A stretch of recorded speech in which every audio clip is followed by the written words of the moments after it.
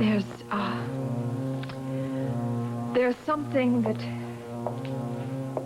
I have to tell both of you. Tom, I've known for a long while that you think that I have been withholding evidence. And you were right. But you swore. You told me everything. Honey, I've been hiding the truth from the very beginning.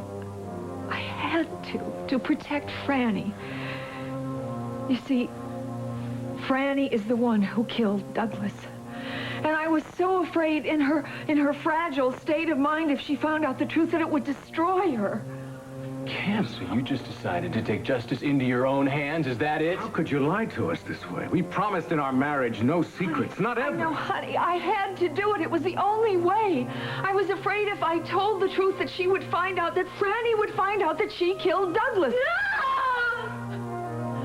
I killed him. Honey, you should have told me.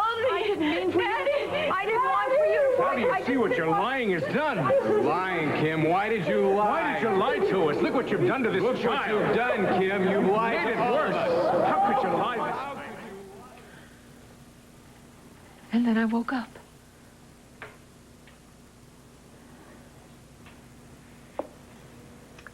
If my family knew that I'd been lying, they would hate it. I tell you, I'm no better than Marcia Talbot. Now, look.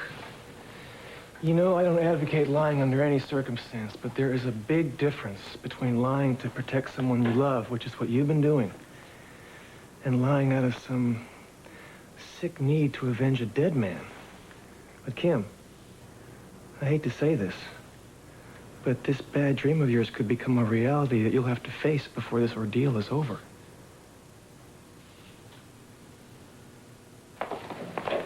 I'm sorry I didn't get here earlier, but McCluskey assigned me to a new case. How's it going? It's going faster than I expected. Hobson's so anxious to get this trial going, he's given in on some of the jurors. Well, that's good for our side, right? Yeah. What am I supposed to say to you?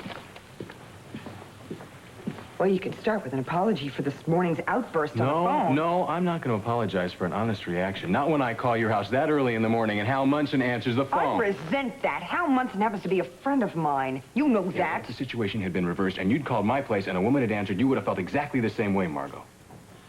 Your memory's very short, Counselor. I did call your room one morning, and Barbara answered. I came here to wish you good luck. So good luck and goodbye. Now, wait a minute. Wait, just don't go, okay? I'm a little rattled this morning, and then I get this note from Ambrose Bingham. Got any idea what it is? I'm sure it has a lot to do with our divorce. Oh, well, how nice to see the Hugheses sticking together through thick and thin. You better believe it. Counselor, I thought I might like to propose a compromise on the final juror selection. Compromise. Will you? Not likely. Come on, Greg, let's get out of here.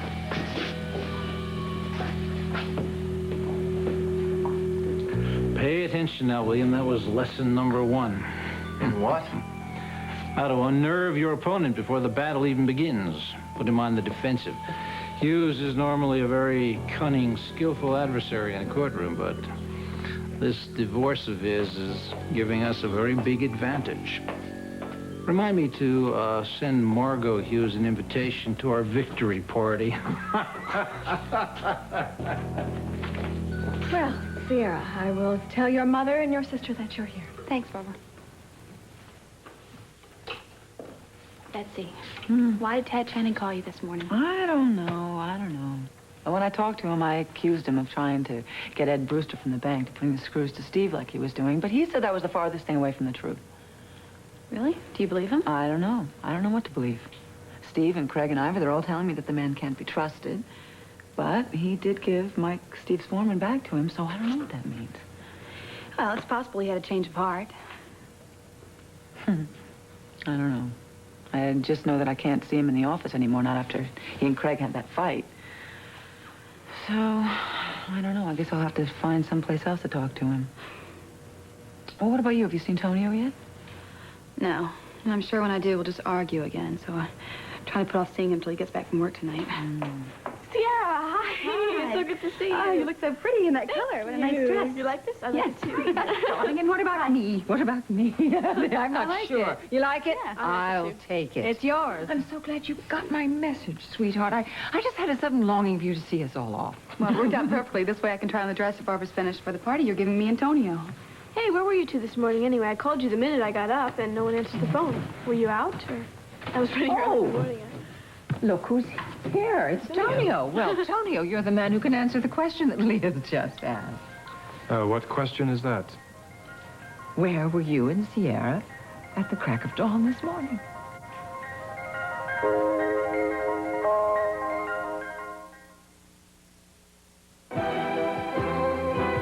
This portion of As the World Turns has been brought to you today by Pepto-Bismol. Coats, soothes, and relieves.